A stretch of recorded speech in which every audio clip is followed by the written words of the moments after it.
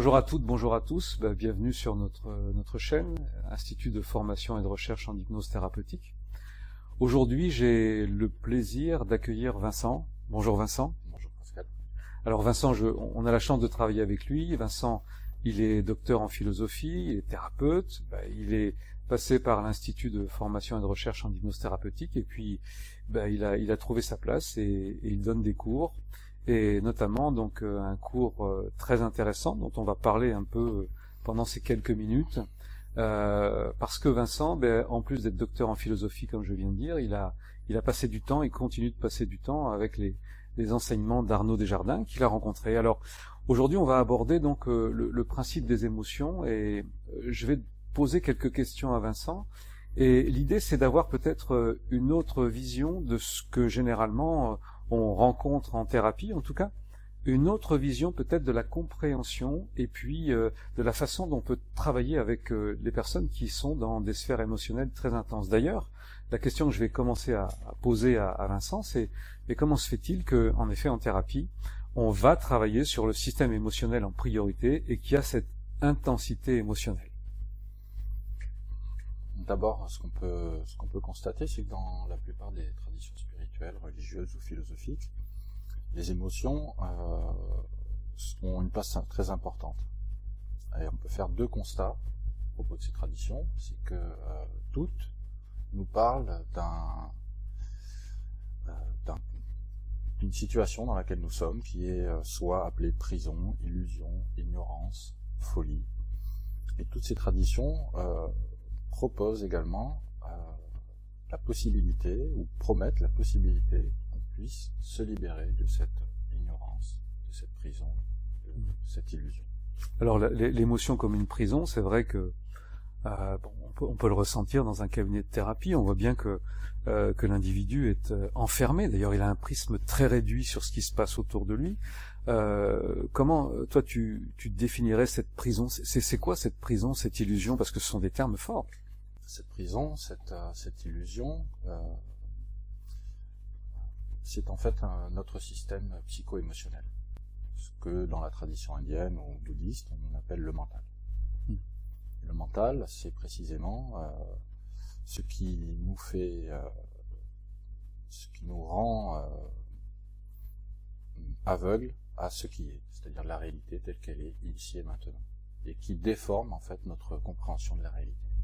Alors et nous fait souffrir. Et nous fait souffrir, très bien, très juste. Ouais. Donc ce qui nous rend aveugles, donc ce fameux mental. Alors c'est intéressant de définir le mental comme tu l'as fait parce que dans notre société occidentale, le mental, il a plein de sens. Voilà. Donc entre les sphères du développement personnel, entre l'accompagnement sportif, le mental est nécessaire, on travaille sur le mental, après il faut l'abandonner. Alors c'est vrai que on dirait presque que c'est du métal, qu'il faut transformer le mental, on ne sait pas trop comment, etc. Ce fameux mental, de quoi il est composé? Est-ce que c'est comme en psychologie traditionnelle ou en psychanalyse, c'est-à-dire que il part d'une intervention de la production de l'enfance avec la relation parentale et puis ensuite la société va donc créer cette espèce de programmation, ou c'est en plus autre chose qui va par-delà? C'est les deux. C'est-à-dire que le mental, c'est le fruit de notre conditionnement, des multiples conditionnements qu'on peut rencontrer dans notre existence. Et c'est aussi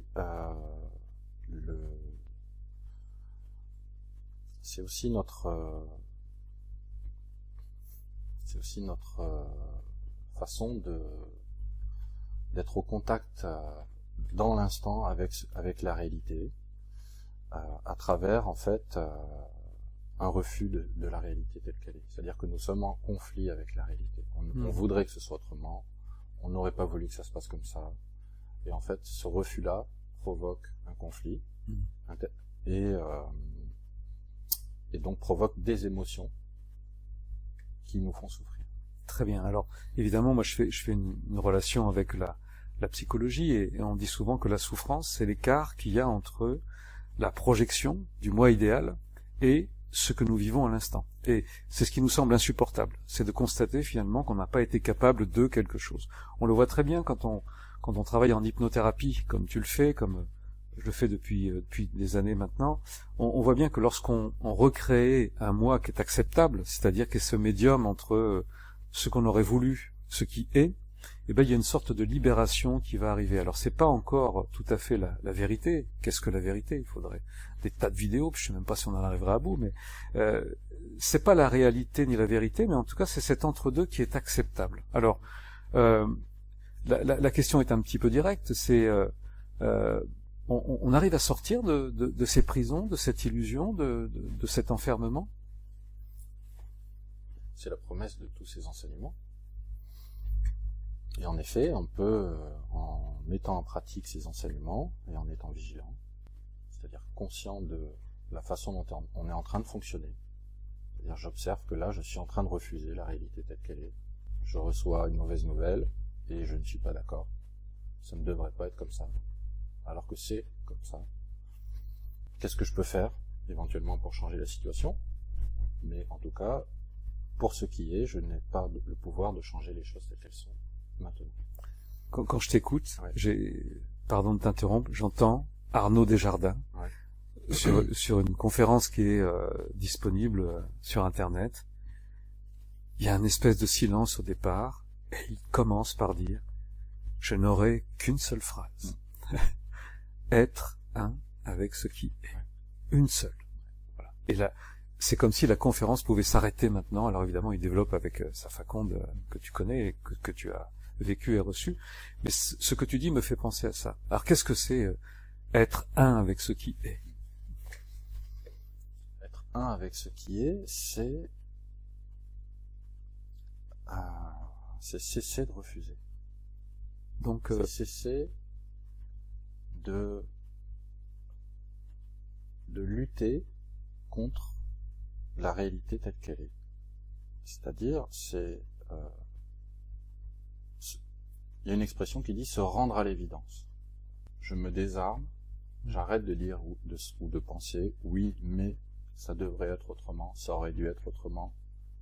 C'est tel que c'est.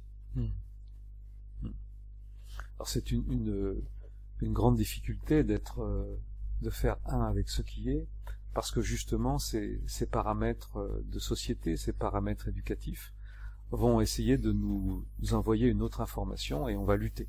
La plupart du temps, on voit que la souffrance n'est pas tellement ce qui arrive, mais finalement je dirais la résistance avec ce qui est. Alors tout à l'heure donc tu parlais du mot illusion. Alors en Occident, il est difficile ce mot illusion parce que on le voit quand on fait la thérapie avec quelqu'un. Le plus difficile, ce n'est pas forcément de trouver l'outil thérapeutique, la technique. Ce n'est pas non plus de trouver la source. D'abord, est-ce que véritablement on trouve la source? On ne sait pas tout à fait, mais il y a quelque chose qui est l'ordre d'une résonance vis-à-vis du sujet ou du patient, et il acquiesce, il comprend, il ressent que c'est quelque chose comme ça. Donc, en fait, dans cette démarche, ça, je pourrais dire, c'est relativement simple, relativement. Mais alors, la grande difficulté, c'est lorsque le sujet va découvrir qu'il a été dans l'illusion de quelque chose.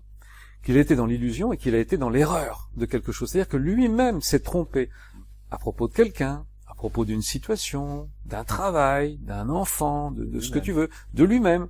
Et là, la réponse est la colère. La colère est la grande tristesse. C'est-à-dire qu'en fait, l'individu nous renvoie, en tant que thérapeute, l'idée qu'il n'aurait jamais dû se tromper.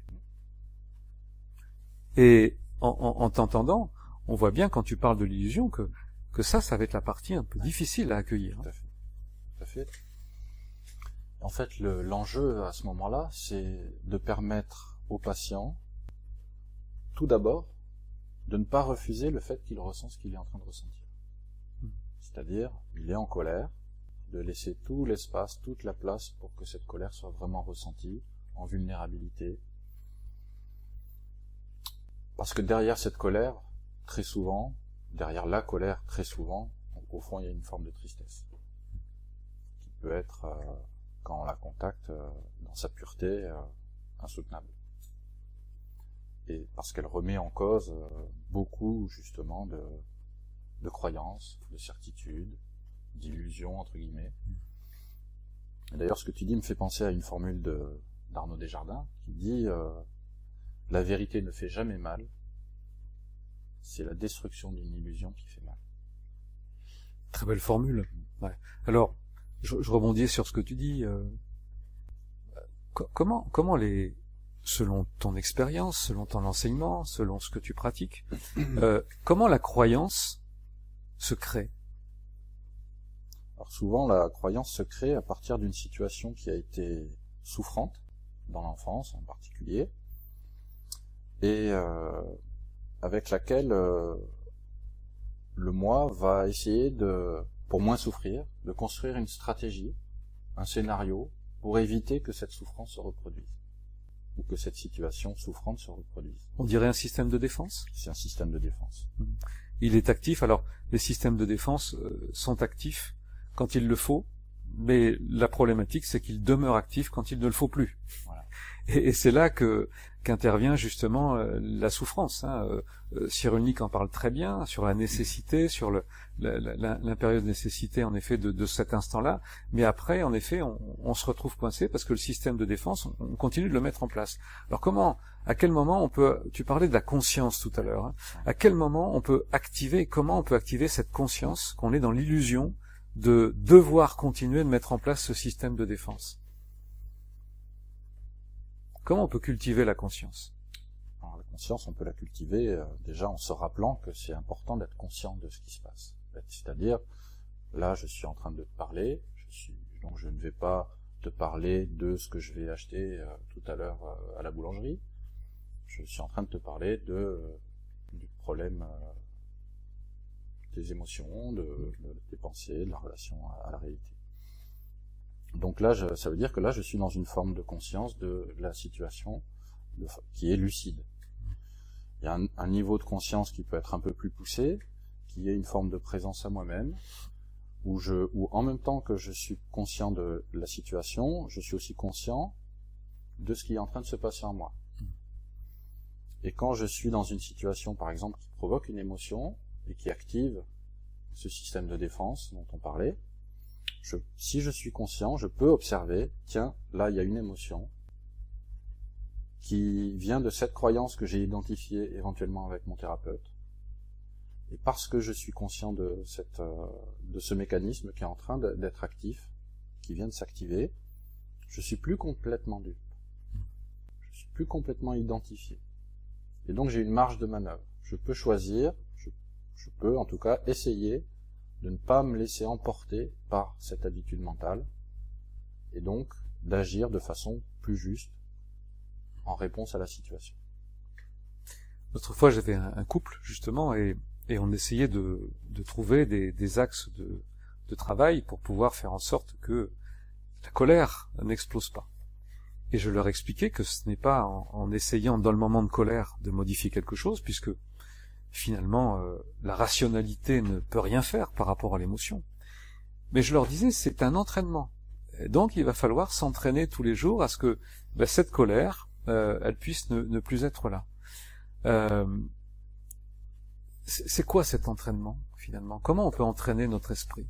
Pour être plus clair, Vincent, par rapport à la gestion de nos émotions, on va pas intervenir sur l'instant, comme je disais tout à l'heure, la rationalité n'a pas sa place, mais il faut donc pratiquer quelque chose. Qu'est-ce que tu nous conseillerais? Qu'est-ce que tu dirais? Voilà. Alors d'abord, je pense qu'il est important de préciser que chaque cas est particulier. Donc je vais dire des choses très générales.